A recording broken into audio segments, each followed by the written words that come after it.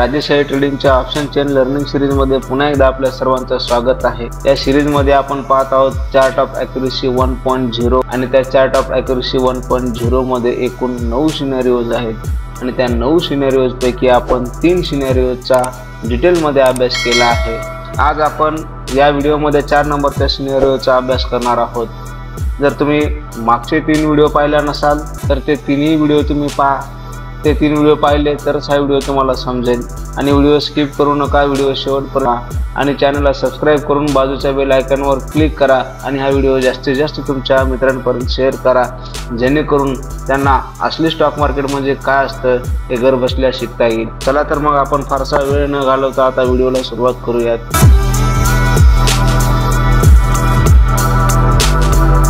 आता ह्या chart of ॲक्युरसीच्या चौथ्या सिनेरिओ मध्ये काय आहे, हा चौथा सिनेरिओ आपल्याला काय सांगतो? हा चौथा सिनेरिओ आपल्याला सांगतो की रेजिस्टन्स इज स्ट्रॉंग। रेजिस्टन्स हे स्ट्रॉंग आहे आणि support is weak towards bottom. आता रेजिस्टन्स स्ट्रॉंग म्हणजे काय याचा अर्थ तुम्हाला सांगण्याची आवश्यकता नाही। स्ट्रॉंग रेजिस्टन्स काय असतं याच्यावर आपण भरपूर व्हिडिओ मध्ये चर्चा केलेली आहे। सपोर्ट हा WTB आहे, म्हणजे याचा अर्थ काय? WTB म्हणजे वीक टुवर्ड्स बॉटम, म्हणजे तळाकडे कमकुवत, म्हणजे बॉटम साइडला वीक आहे। या सपोर्ट मध्ये बॉटम साइडला वीकनेस आहे, म्हणून सपोर्ट इथे WTB आहे। हा ॲरो तुम्हाला टॉप साइडला दिसत असेल, पण ऑप्शन चेन मध्ये जे टॉप साइडला दिसतं, जे टॉप साइडला असतं ते ॲक्च्युअल बॉटम असतो आणि जे बॉटम साइडला असतं तो टॉप असतो। मग अशा ठिकाणी आपण काय करू शकतो? जेव्हा जेव्हा रेजिस्टन्स हे स्ट्रॉंग असतं तेव्हा आपण इथं पुट बाय करू शकतो। तेव्हा आपण रेजिस्टन्सला पुट बाय करू शकतो, फ्युचर मध्ये सेलिंग करू शकतो, कॅश मध्ये इंट्राडे मध्ये आपण सेलिंग करू शकतो, कॉल ऑप्शनला आपण राईड करू शकतो। या ठिकाणी तुम्हाला इथे लिहिलेलं दिसत असेल, one can buy a PE, sell future, sell in cash, write a CE। पण कुठून? एक्सटेन्शन ऑफ रेजिस्टन्स म्हणजेच EOR आणि एंड ऑफ डायव्हर्जन म्हणजेच EOD या ठिकाणाहून आपण सेलिंग करू शकतो, या ठिकाणाहून आपण पुट बाय करू शकतो। हा जो सिनेरिओ आला आहे आपण ऑप्शन चेन मध्ये पाहूयात की कशा पद्धतीने हा सिनेरिओ दिसतो ऑप्शन चेन मध्ये आपल्या। या ठिकाणी आपण हिंदुस्तान एरोनॉटची ऑप्शन चेन ओपन केलेली आहे। रेजिस्टन्स जो आहे, रेजिस्टन्स हा 3300 या स्ट्राईक प्राइसवर आहे आणि हा रेजिस्टन्स हा स्ट्रॉंग आहे। या ठिकाणी ते दिसत आहे, हा रेजिस्टन्स स्ट्रॉंग आहे। सपोर्ट सुद्धा आपल्याला 3300 या स्ट्राईक प्राइसवर दिसतोय आणि हा सपोर्ट बॉटम साइडलाच, म्हणजेच हा सपोर्ट बॉटम साइडला म्हणजे 3200 या स्ट्राईक प्राइसवर वीक आहे। म्हणजेच आपला scenario number 4, resistance is strong, support is WTB। अशा ठिकाणी आपण एक्सटेन्शन ऑफ रेजिस्टन्सला पुट बाय करू शकतो।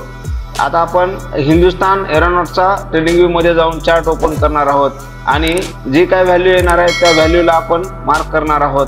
या ठिकाणी एक्सटेन्शन ऑफ रेजिस्टन्स 3300 इथं आपण क्लिक करूयात। या ठिकाणी ब्रेकआउट म्हणून येत आहे, म्हणजे ऑलरेडी हा स्टॉक एक्सटेन्शन ऑफ रेजिस्टन्स याच्या आसपास ट्रेड करतोय आणि या स्ट्राईक प्राइस मध्ये जो काही डिफरन्स आहे 3300 आणि 3320 10 पॉईंटचा डिफरन्स आहे आणि हा स्टॉक जो ट्रेड करतोय 3314 वर, म्हणजेच कुठेतरी एक्सटेन्शन ऑफ रेजिस्टन्सच्या आसपास ट्रेड करतोय। म्हणून या ठिकाणी आपण ट्रेंड लाईन ड्रॉ करूयात आणि याचा जो सपोर्ट आहे तो सपोर्ट या ठिकाणी आहे 3271। 3271 या ठिकाणी सुद्धा आपण ट्रेंड लाईन ड्रॉ करूयात, 3271।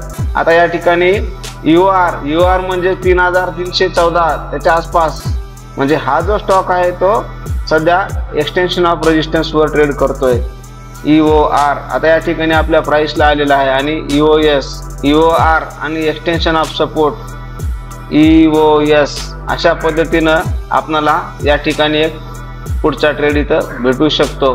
हा ट्रेड जो आहे हा या डायरेक्शन मधला जो ट्रेड आहे तो सेफ राहणार आहे, परंतु US ला आल्यानंतर कॉल बाय करणे हे अत्यंत रिस्की होऊ शकतं। कशामुळे होऊ शकतं? कारण हा जो सपोर्ट आहे तो सपोर्ट 3200 या स्ट्राईक प्राइसवर असल्या कारणामुळे याच्यामध्ये जे विकनेस येणार आहे बॉटम साइडला ते विकनेस 3200 इथपर्यंत येण्याची शक्यता नाकारता येत नाही। त्यामुळे कॉल साइडचे ट्रेड घेणं अशा ठिकाणी आपण टाळलं पाहिजे।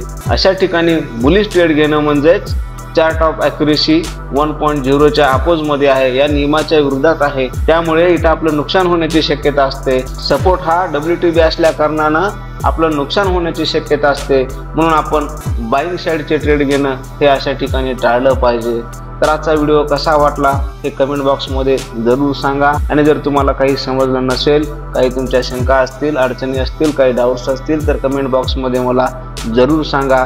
आणि व्हिडिओला जास्तीत जास्त तुमच्या मित्रांपर्यंत शेअर करा, जेणेकरून स्टॉक मार्केटची प्रॉपर माहिती त्यांना मिळेल, जेणेकरून स्टॉक मार्केट हे कोणत्या पद्धतीनं प्रॉपरली शिकायला पाहिजे हे त्यांना समजेल. आजच्यासाठी एवढंच. धन्यवाद. Bye bye.